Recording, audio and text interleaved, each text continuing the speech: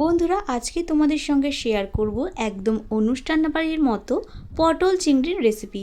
প্রথমে একটা মশলা বানিয়ে নেব, গোটা গরম মশলা, গোটা জিরে, গোটা ধনে শুকনো কলায় ভেজে গুঁড়ো করে নেব।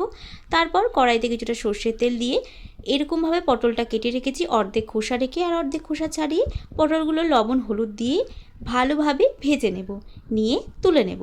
ওই তেলের মধ্যেই ডুমো ডুমো করে আলু কেটে রেখেছিলাম, আলুগুলো দিয়ে আলুগুলো লবণ হলুদ দিয়ে বেশ লাল লাল করে ভেজে তুলে নেব।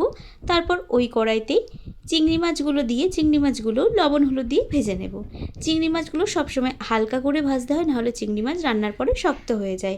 তো চিংড়ি মাছগুলো হালকা করে ভেজে তুলে নেব। তারপর ওই তেলের মধ্যেই আরও একটু সর্ষের তেল দিয়ে ফোড়নে দেব তেজপাতা, গোটা জিরে আর গোটা গরম মশলা। ফোড়নটা হালকা ভাজা ভাজা করে নেব, নিয়ে দিয়ে দেব পেঁয়াজ কুচি।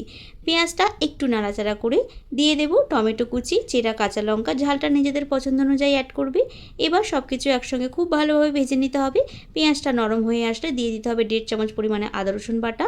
মশলাটা হালকা নাড়াচাড়া করে দিয়ে দেব পরিমাণ মতো লবণ, হলুদ গুঁড়ো, কাশ্মীরি লঙ্কার গুঁড়ো, ধনে গুঁড়ো, পরিমাণ মতো চিনি আর অল্প একটু জল দিয়ে মশলাটা হালকা একটু নাড়াচাড়া করে দিয়ে দেব পোস্ত চালমগজ বাটা।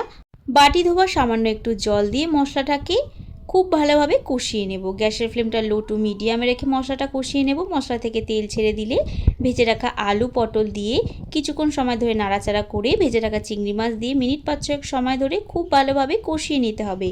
যত ভালো কষানো হবে রান্নার টেস্ট কিন্তু ততটাই ভালো হবে। এবার পরিমাণ মতো জল দিয়ে ঢাকা দিয়ে কিছুক্ষণ রান্না করে নেব। ওই ধরো 7 থেকে 8 মিনিট সময় ধরে রান্না করে নেব। নামানোর আগে ভাজা মশলা আর অল্প একটু ঘি দিয়ে ভালোভাবে মিশিয়ে নামিয়ে নিলেই তৈরি পারফেক্ট অনুষ্ঠান বাড়ির মতো পটল চিংড়ির রেসিপি।